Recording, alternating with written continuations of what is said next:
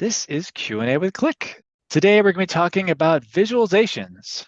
My name's Troy Rainey. I'm Digital Support Program Manager, and I largely work putting together webinars and videos like this one.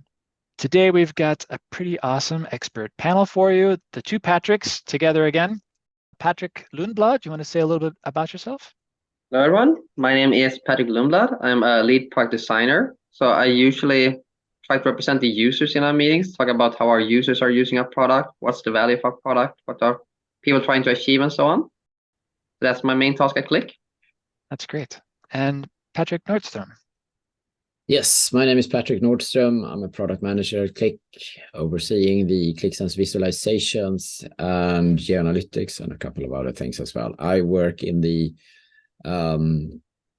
I set together the roadmap, and I spend half of my time talking to customers and the other half trying to influence R&D to build stuff that everybody likes.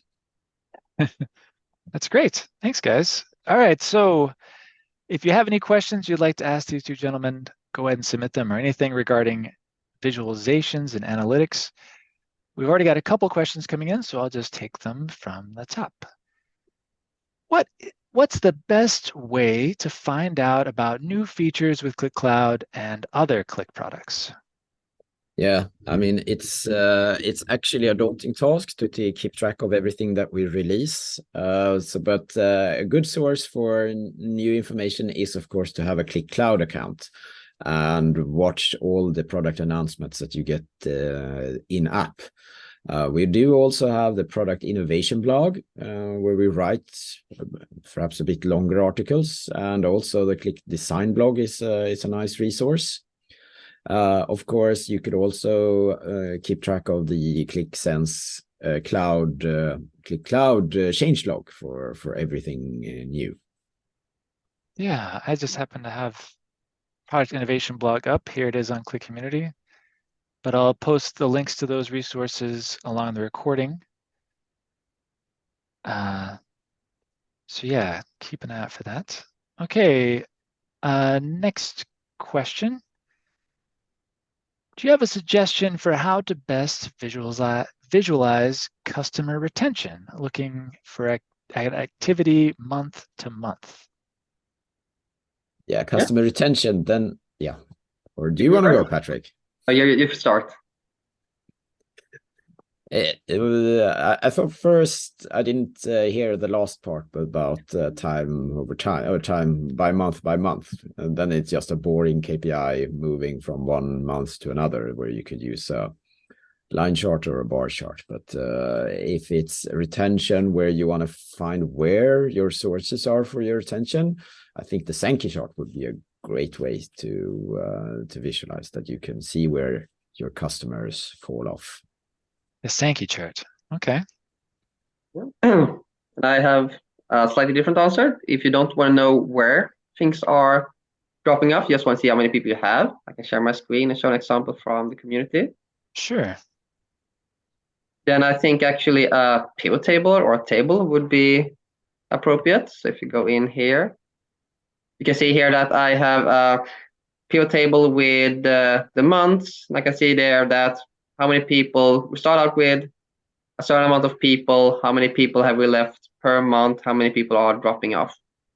So very simple chart, but it actually gives you that kind of funnel of seeing how many people still remain after a couple of months. But depends on, nice. You want to know exact amount of people, you know, want to know why they're dropping off. Yeah, different chart, different purposes. Definitely. Okay.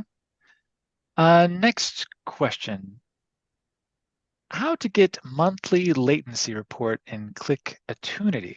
I don't know if that's something you guys have any familiarity with. I'm trying to stick to analytics, but the question's there. Anybody have a good answer? Sounds it's a bit off topic. Yeah, it's definitely not in the scope of what we planned on discussing. It's good to post questions like that in the Qlik forum on Qlik Community. I know we have some forums on Qlik Replicate, and I know that I helped host a Techspert talk related to troubleshooting latency and understanding latency in Qlik Replicate. So I'll try and find the link to that. Next question. What are some key visualization tools and charts people tend to prefer to use for HR data? Run rates, terms, open positions, pay code breakdowns, payroll spends, etc. Any ideas? I feel like HR, the main things I've seen are boring KPIs, open positions, filled positions, so on. Many tables also. I think that's pretty much what you're using. One thing that I think is nice is, for example, if you use organizational charts or similar, we have an org chart within the dashboard bundle that you can use to see at different departments, who is the manager of the department, who are the employees, and so on. Connect that together with some image library and can have images for the different departments and so on. Otherwise, I'm mainly seeing tables, sadly, which I think is kind of boring as a this person.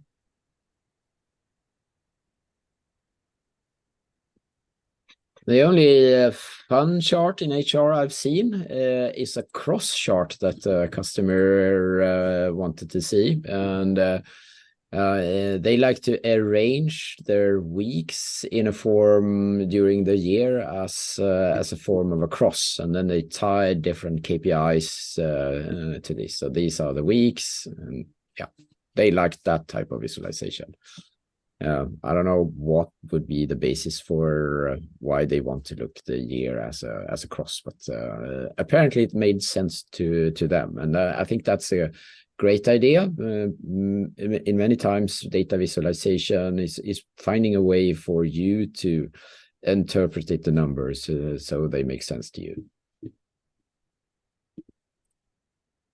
Yeah, do you think you could find the link to that top 10 chart link? So that is part 6 of the top 10. So I mean, we can paste all the links if you want. Sure. So number that's 6. Thanks. If you guys aren't familiar, that's a series of apps that Patrick has built to help offer solutions to common visualization problems, and he offers them as his top, what do you call them? Top tips? Yeah. Yeah, so you'll find them on Qlik Community, but I'll provide the links as well. All right, next question. You're probably bored of this question, but what's the latest on the release date for the new pivot table? Yes. I wish I could give an exact second when it will be released, but I have other dates that I can share. So there are things that are coming to Christmas, and the pivot table will most likely not hit before Christmas. I've said that before. Maybe it's a 50-50 chance, but it will appear most likely after New Year. That said, next week or in the beginning of December, the new layout container will come. That will give, I mean, everybody will be fully occupied building things with the layout container up until Christmas and New Year's Eve. So there will be no time to build anything with a pivot anyway. So stay tuned for the layout container first. And when you are bored of that one, you can play with the pivot after New Year. Thanks for that. I'm sharing the link to that part 6 of top 10 Viz Tips, that app. Here's what that looks like. A lot of great ideas in there. All right, next question. Is there any way to do an SQL query write back or update from QlikView to external databases, Oracle, Teradata with Qlik Sense Enterprise? So an SQL query write back update. So that was a lot of things to unpack there in QlikView. So if we're doing it, if we're gonna do old school, let's settle for Qlik Sense on Windows. You could do a shell escape to do all kinds of crazy things, but on Qlik Cloud, of course, you should use automations to do write back stuff. So Qlik Cloud automation is the way to go. All right, automation. I think you can do shell escapes in QlikView as well, but it's yeah, there are also third-party providers, technical partners that can provide that type of functionality. It all comes down to how much level of security, how secure you want to do this. Sometimes you don't want to be secure at all, but if you, of course, you should be on cloud and do this with automations instead.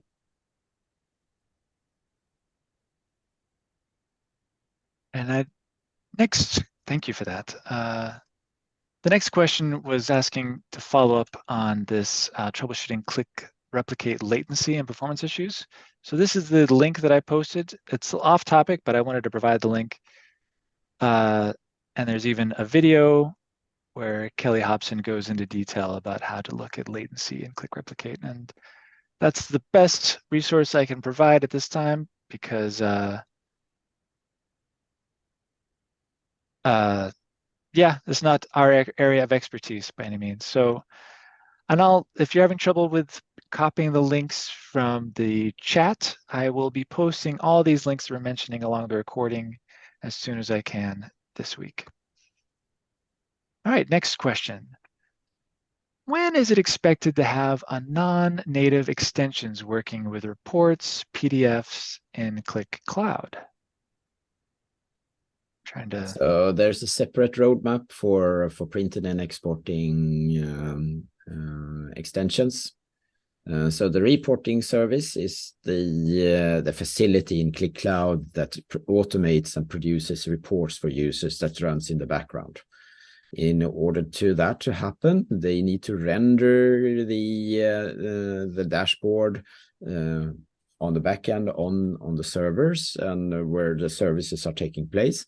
And that is a shared service. And potentially extensions can run code that will hurt other environments. So it's a security question regarding which extensions should be allowed to do that on a shared instance. But there is a separate roadmap for that. Great, thanks.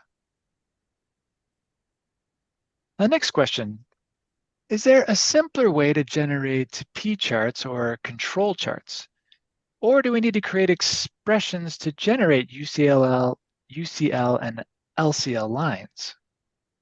So that was actually last year's when I did 24 days of visualizations.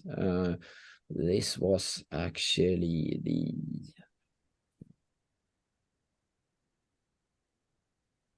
which date did I do the control chart? Actually, you are doing that in Inside Advisor. Yeah, I can actually demo and show where you can do that.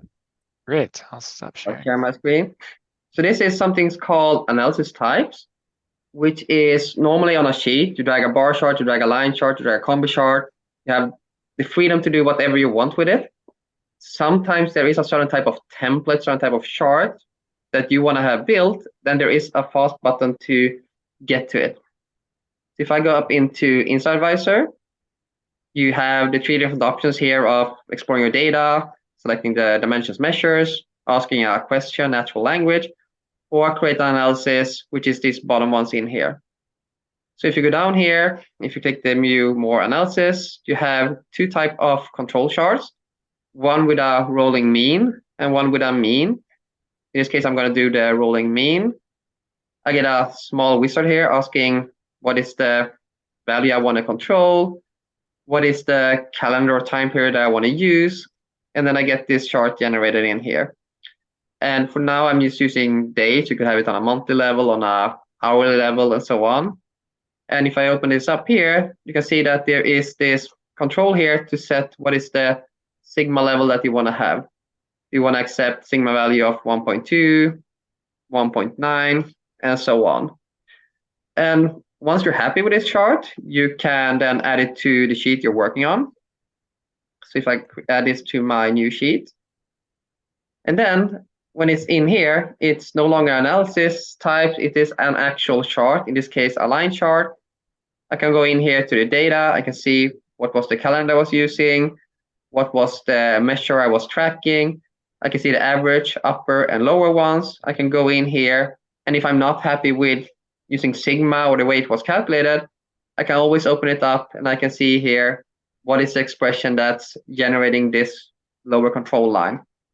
Column 2 for which value it should be based on, 1 times 9 on the standard deviation for the total value of this measure against this dimension. And here you could switch to something else than standard deviation, maybe the value by times 2, the average values, and so on. So it's a good way of getting started somewhere and modifying rather than starting from scratch. And there are other analysis types in there. For example, geospatial ones, K-means clustering, rolling periods. There's a couple of sheets in there also that you have a pre-populated sheets for doing time analysis, etc. That was great. Thank you, Patrick. Yeah, that was December 8th tips, last 24 days of visualization. So awesome. Okay, moving on to the next question. What visualization would you suggest to help end users understand customer journeys? For example, customers transferred from one department to the next and onward, 3 to 5 examples. What would you suggest?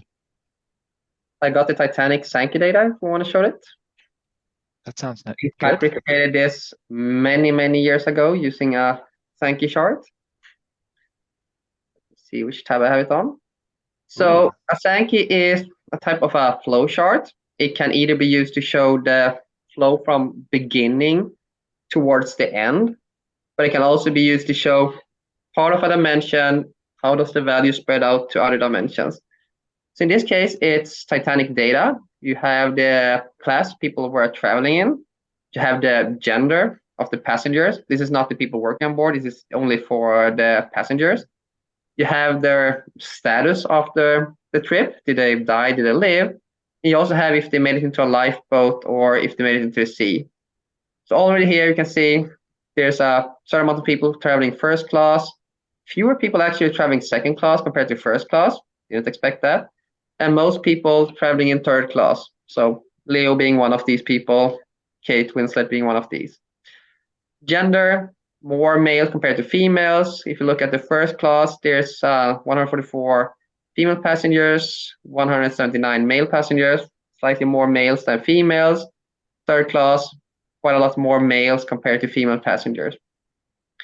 If you were a female, quite a lot of them survived. Not a couple of them died. The vice versa for males in here. But what's interesting is also that for the people who lived, some of them actually didn't make it into a lifeboat. They were picked up by one of the other ships nearby. So 23 of these passengers went to the sea but were picked up. But also out of the people who made it into a lifeboat, around 9 of them actually died. And in this case, since there's no step 1, step 2, step 3, I can actually go in here and change the order. So I can look at class by lifeboat. Was it easier to get into a lifeboat in a first class compared to third class, and so on. And you can use this to show, for example, from income to expenditures. What are your different income sources? What are different expenditure sources? What are hospital admission? How many people were put into a hospital through ER? How many walked up to the door? How many were sent home? How many people went into different departments, and so on. So I think it's a great chart of showing that progression of one state into a final state and what happens along the path. Definitely. Very visually interesting. One of my favorite charts. I love it. Okay, next question. Any thoughts on creating an island table in data model versus values and pivot table on user interface? So, I mean, the dimension islands is a way to create a non-existing. I mean, it's a dimension that you don't have in your data. You just make it up to be able to control something in a user interface. And in most cases, that's just fine. But if you have a very large app, and in some cases, this can lead to performance problems. But I've used dimension tables like inline tables and synthetic dimensions thousands of times without problems. So that is a good way. I mean, it allows you to use the filter pane to pick and choose. The other option would be to use variables and use the button or variable input to change different things in the UI. So it's a matter of taste what you want. Dimension islands has the benefit of if you're making it's more visible in the selection bar, in the top selection bar, perhaps a bit easier to see since it's a part of a bookmark. But nowadays we also store the content of variables in a bookmark. So I don't know if it's sometimes I use variables, sometimes I use dimension islands, depends. Great, thanks. One question I saw snuck into the chat, but I happened to see it while I was scrolling past. Is there a wrap text option available for long labels on a bar chart? Any possibility to have wrap text? So it goes to the next line. No, but it's on the roadmap. It's a way to be able to have line breaks in labels. Sometimes that could be useful. Sure, thanks. Okay, next but question. Overall, I mean, from a data literacy perspective, having really long labels on things is really bad for the end user. So try to be as short as possible, I would say. Rather than to write December, I would write the acronym or just the number 12 or something that's short and easy to pick up. Thank you. Let's see, next question. Is it possible to have heat map with 3 dimensions? Depends on what you use the third one for. You can have color by dimension in it. So technically, I just did a simple example. I have 3 dimensions in the heat map, although 1 dimension for shipping mode, 1 dimension for customer segment, and then I use the same dimension in here, but I could use another dimension if that's possible. Not certain that it's exactly what you want unless you want to have a more of a 3D version, but because now I'm lacking out the heat color. I don't have any gradient in here from largest to smallest. But you could do something like this to have 3 dimensions. Okay. Thanks for throwing that together. Next question. Is there a plan to implement indicators, mini charts, as well as the straight table object? Yes, so we released the new straight table early with the custom report functionality and the column width. We're now backfilling with the properties from and the features of the old native table. So there will be URL links, there will be indicators and sparklines and everything else that you love from the old table. Yes. Fantastic. Okay, next question. I heard mention of the new pivot table. Any chance conditional formatting will be exportable to Excel? Yeah, I mean, we export as data.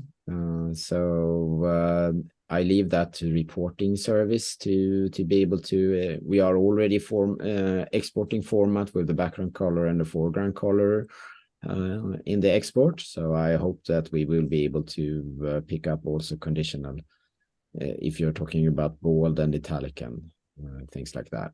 So that's the ambition. We'll see how far we can come. Great. And I see the wrap text question made it to Q&A after all, and it was a little follow-up to that. The enterprise version we have truncates text. Okay, yeah, but we've addressed that one. Okay, moving on to the next question. Will the new pivot table have better export support? Right now, our users don't really like it, especially the fact that the numbers are exported as general format in Excel. So, I mean, the pivot follows the same export as data as all the other charts as well. So we're not exporting it as an Excel pivot table. It's it's I doubt that there's probably a reason why we export this as general. In Qlik Sense, we don't have that strict type control, as we're quite loose on the on what we how there's no data types in Qlik, which is also a strength, that you can both have a text representation and a numeric representations of every value. So it's also a bit of a limitation what you can do in Excel. Thanks. Next question. I don't know if it's in your wheelhouse, but someone's asking about when the new Excel Qlik Add-in for reporting is coming out. So that is part of the reporting roadmap, and that's Andrew Kruger is the product manager for that one. I know that that is on his roadmap. Yeah, we've talked about that in a Techspert talk and a different session for Q&A with Qlik in the past. And I know he'd addressed the timing of that in those recordings, so I'll try and post a link to those as well, just so you can have that reference. Okay, next question. Oh, it's all about reporting. Is it possible to send reports on NPrinting via email, taking into account the selections applied? There are no problems generating reports directly from the app, but only when sending via email.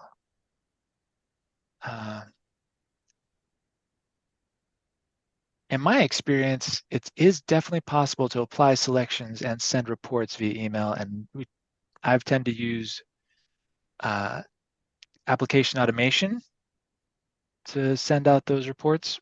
But if you're having issues with it, I recommend opening up a support case or trying to contact support via our chat on Qlik Community, and hopefully we can get that solved for you. Do you guys have any? I think the question is, if you can't do selections, can you apply bookmarks? Because I think you can have a report and have a bookmark applied when you're bursting it out, if I remember correctly. Yeah, that makes sense. So give bookmarks a try. See if that helps for you. Okay, next question. Can I use a count function in a pivot table? I need to count the number of service lines delivered to a client. I think that should be possible, right? Yeah, I don't see why you shouldn't. I mean, it's interesting to do count across two different dimensions. So you probably need to work on your expression to give you the result that you want. Sometimes you have to do your own aggr function to make the calculation that you want. But basically, you are doing a count across two dimensions. That's what happens. Great. All right, next question. What's the best way for users to capture an entire dashboard in a PDF or JPEG? They're having issues downloading as PDF. So in Qlik Sense Cloud, the new straight table has a new feature called multi-page PDF output. So normally the PDF output and the image output from every chart is just the current view, but the new straight table has the functionality that you can have up to 50 pages of data in PDF format from your table. Fantastic, thanks. Okay, moving on. I see lots of questions are flooding in, so we'll see how many we can address. Can you share 2 or 3 use cases for end users and the insights on current selection via the selection menu? The associative insights, right? Yeah. Yeah, I mean, the main thing with it is based on current type of selection, based on a measure you're interested in, which users haven't you sold to for this month, or which product haven't you sold to a certain user. It's a bit tricky using it and understanding it if you haven't watched it or worked with it. Yeah. The reason why we will add it to the product is because we wanted to be able to bring out the uniqueness of Sense. If you all are Qlik Sense users since long time, you know that when we are making selections, we also highlight what's not selected. So that's part of the associative experience. You make selections, but we also visualize what you're not selected or what's excluded. And you can see that with the green, white, and gray indicators in your dashboards. And that comes kind of natural when you have used Qlik Sense for quite some time. You get to understand that directly, that this is outside of my selection.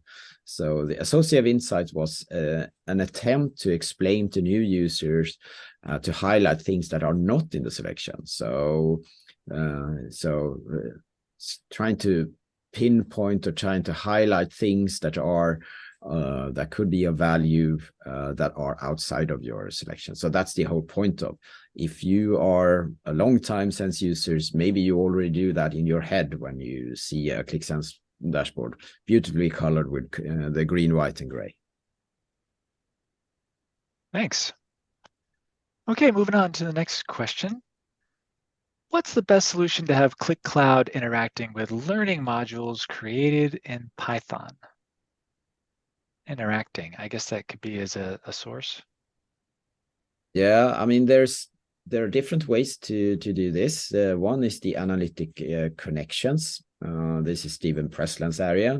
As you know, there's ways to use something we internally call server-side extensions or advanced analytics integration that you can connect and make operations in analytics is one part of that allows you to make calculations in runtime based on selections. You change selections in your model, and you do calculations that triggers based on your selections.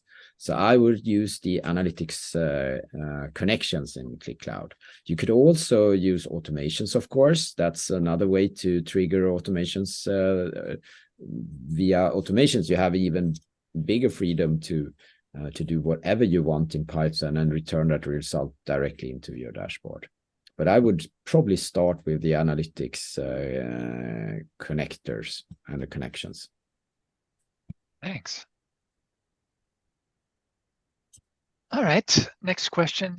Any tips for effectively applying color theory and color schemes in a presentational Qlik data tool?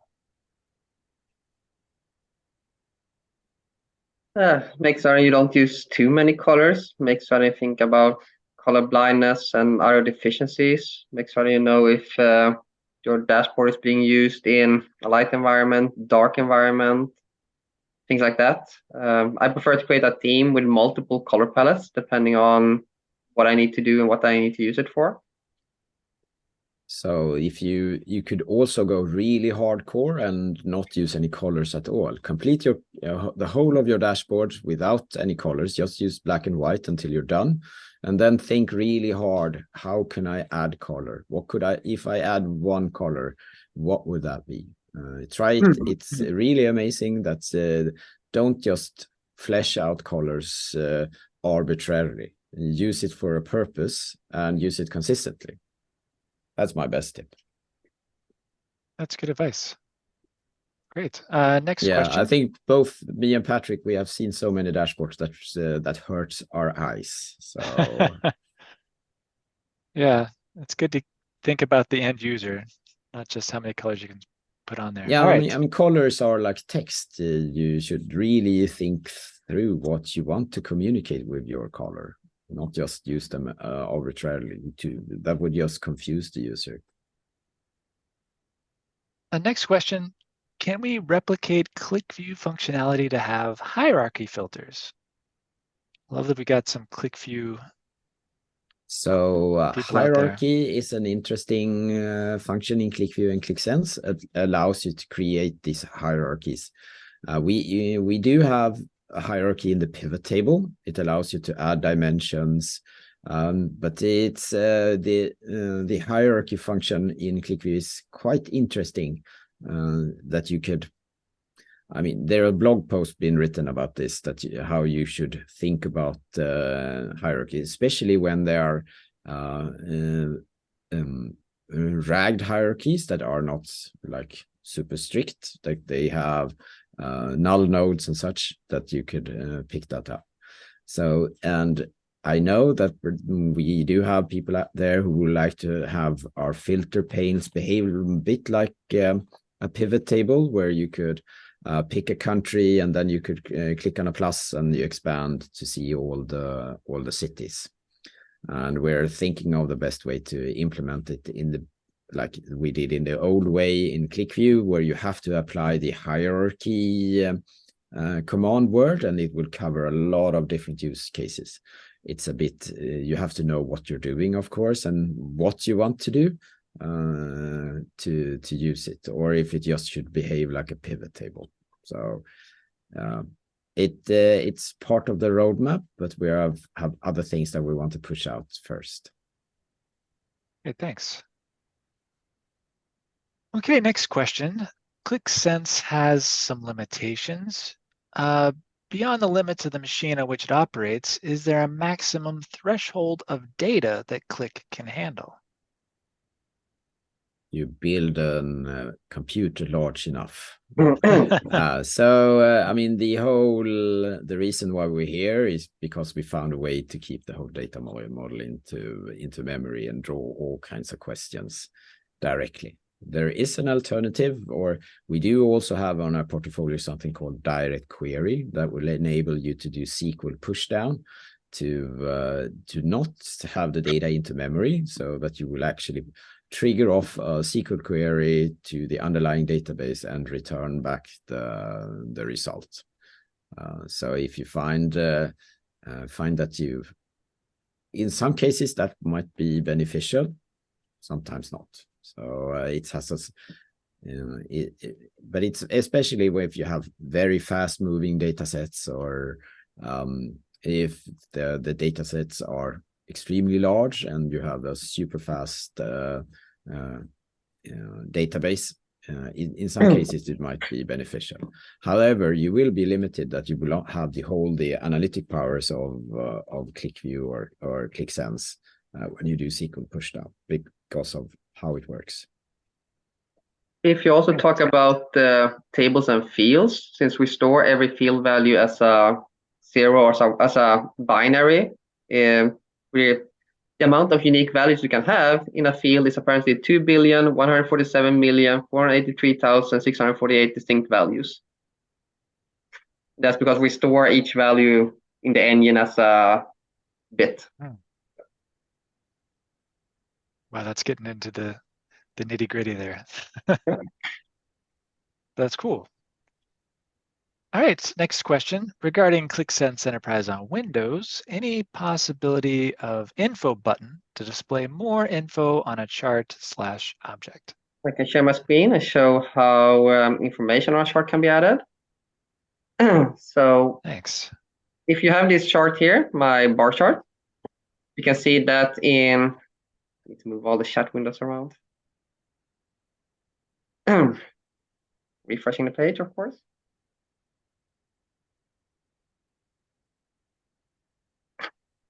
Let's see if it died on me.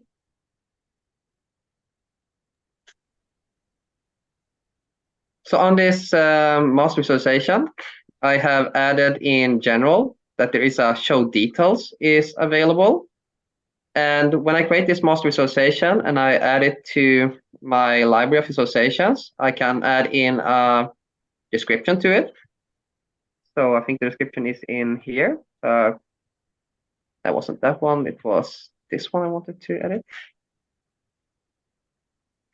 So I can add a description to the master visualization. I can also add descriptions to the dimensions and measures I'm using within this one. So in this case, I've added a description on the customer segment, which means that when a user is going through the dashboard and so on, if they hover above it, they get an I button, they press on it, and then you can see a pop-up that shows what is the description of the chart, what is the description of the dimension, what is the description of the measure.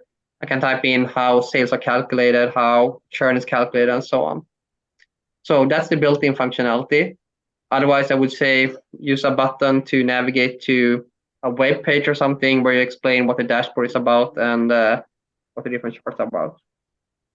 My best tip for adding that type of content is to use the container and have a secondary tab for an help page. Use a text and image object and paste any information that you want. In many cases, you don't. You want to bring out that type of background information on demand instead. So it's super easy to do, and it doesn't steal any screen estate either.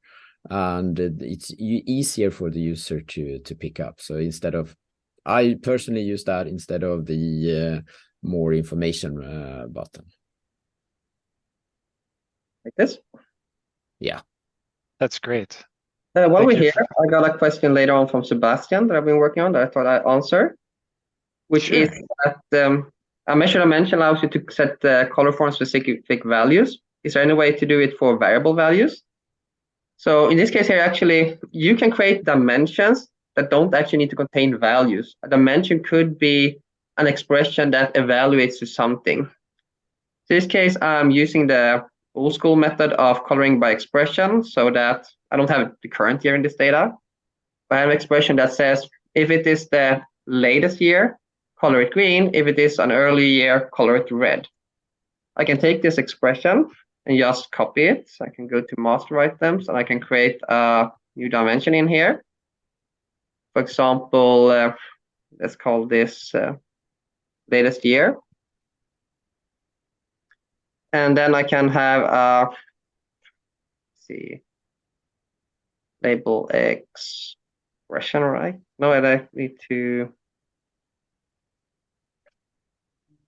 think what I'm doing actually. Yeah, I can create a dimension from it. I can do latest year. I can do the label expression. And instead of having green, I can just call this latest year. And instead of having it red, I can call it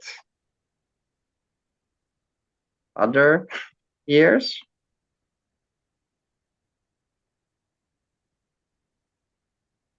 No, that should be that should be in the field. That's why I'm totally confused today. If it is the current year, if it is latest year, it is latest year. Otherwise, it's other years. And now when I create it, I have a dimension called latest years. I can open it up and edit it. I can go into value colors, and I will see this expression evaluated into two different text strings. Latest year could be a red color. Previous years could be a teal color potentially. Save it, drag and drop it, color by latest year. Voila, I got the colors, I got the color legend, and whenever I get a new year or a current year is changing, that one will be updated, and having that always the latest one is this color. So a dimension doesn't have to be a field from your source table, from your tables. A dimension can be an expression that evaluates into different text labels. Each text label shows up as a data value in the colors panel. Great, thank you. That was great. Moving on to the next question. Is it possible to sync tabs across vislib container similar as you can with container box? This is with QlikSense. Are you guys familiar with the vislib container? That's an extension. Yeah. All right, well, there's always Qlik form. Sorry, we're not able to address that one. I can move on. The next question on the topic of heat maps, a bit of a follow-up. Could you not use a 3D heat map with the x-axis and y-axis for two main dimensions, and the color or height of the bars or other 3D elements represented the values of the third dimension, or use color intensity as a third dimension? Back to heat maps.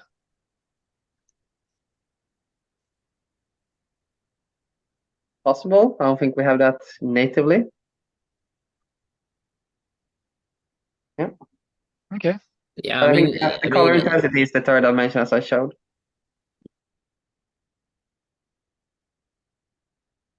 Did you want to say something, Patrick? The kids just got home, so they're kind of screaming. All right, we can move on to the next question. Can you share performance optimization techniques for large Qlik apps? There's a really good resource in American's pre-sales governance handbook.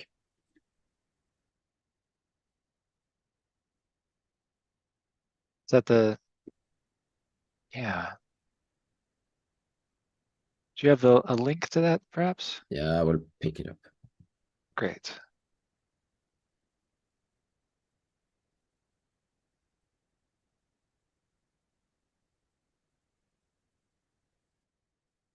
All right, I'm gonna, while we're looking for that, move on to the next question.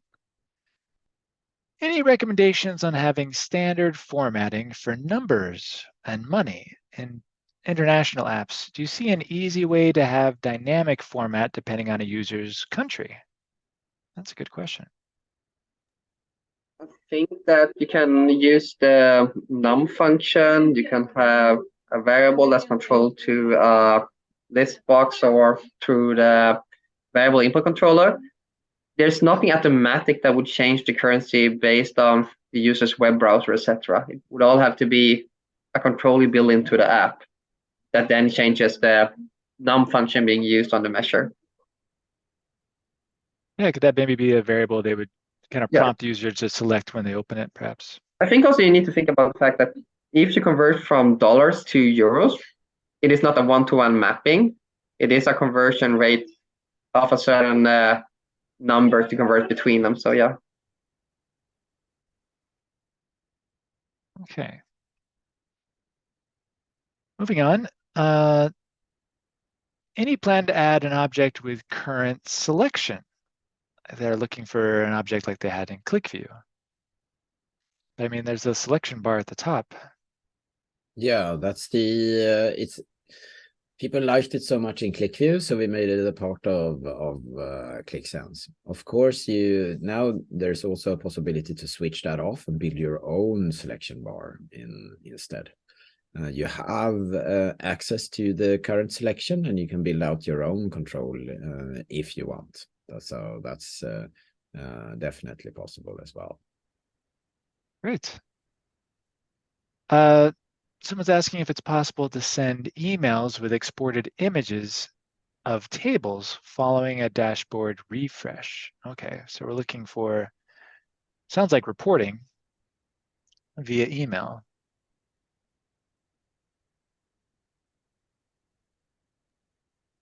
You can do alerts, and then it will send you a snapshot of it as well, right? That's even better. Yeah, it's a great tip. So take a look at it at alerting.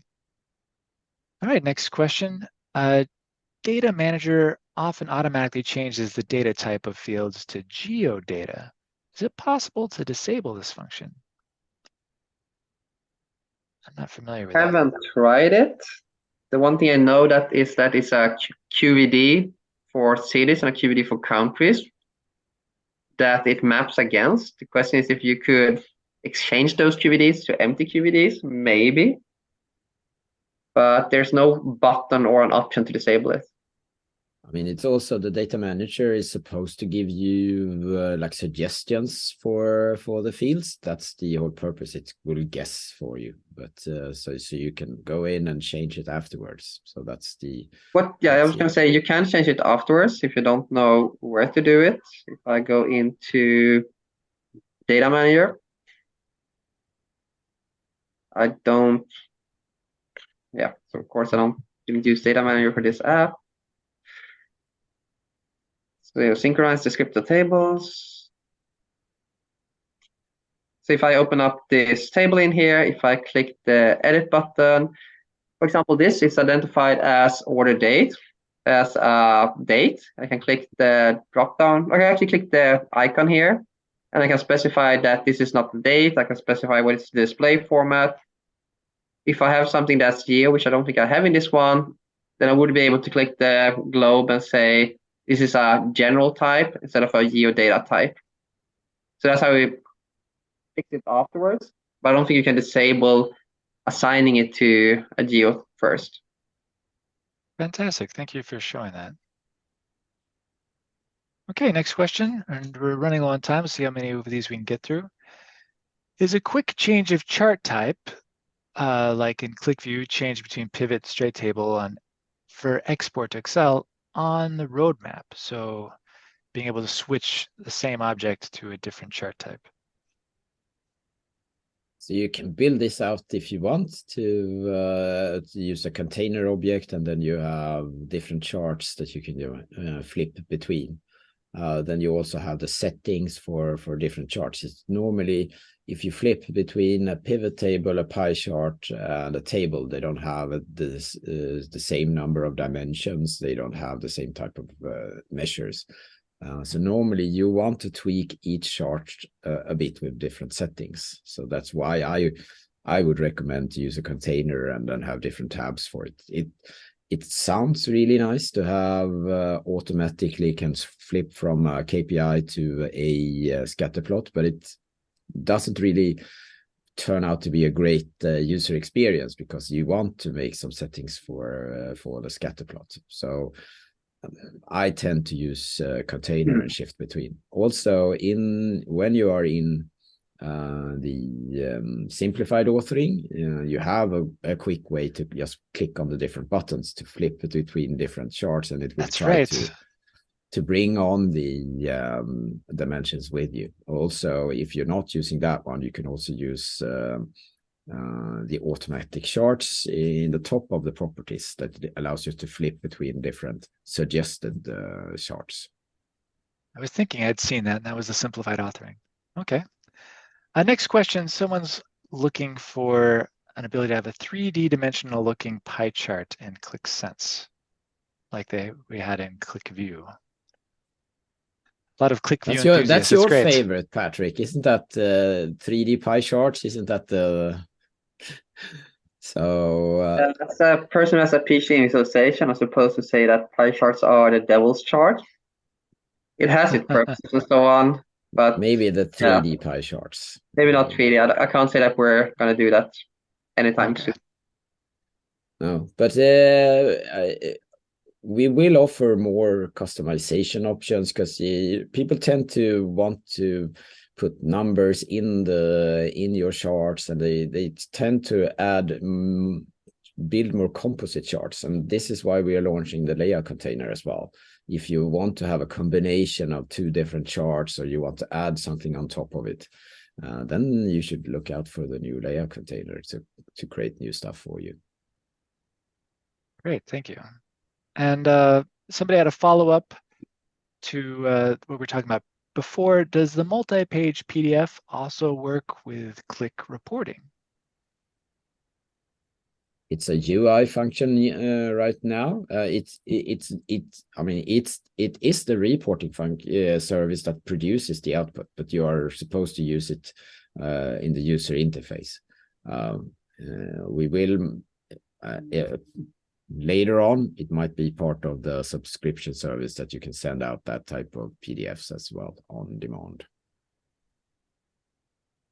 Great. And is it possible to add pop-ups in Qlik Sense? So this was a bit what we were talking about earlier. Probably you want to have some additional information for the end user.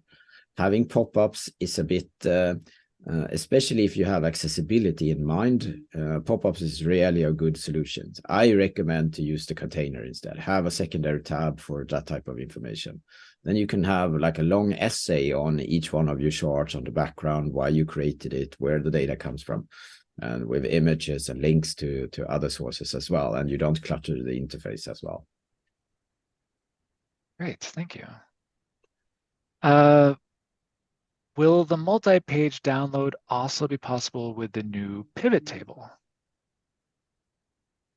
So the first time, I mean, the pivot table will have a lot of things on the plate already. So we'll see in the future.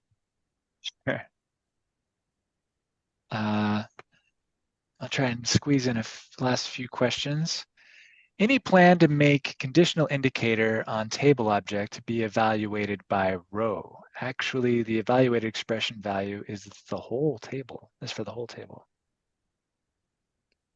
I would say not. The indicators are calculated row by row. That's why you can have these traffic lights and you can have icons to highlight separate rows. Right. Not sure if the question right then. Okay, another roadmap question.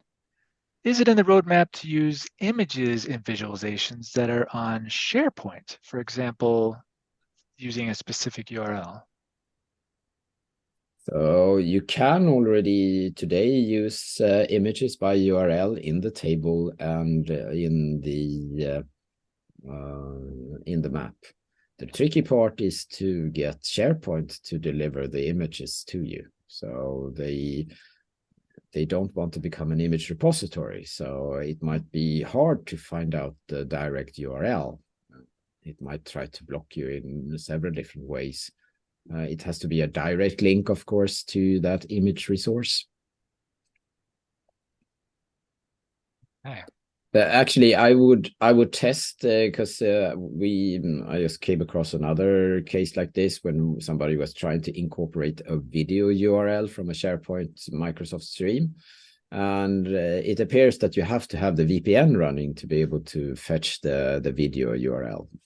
Microsoft has gone to great lengths to hide the streamable URL, or hide or block it, basically.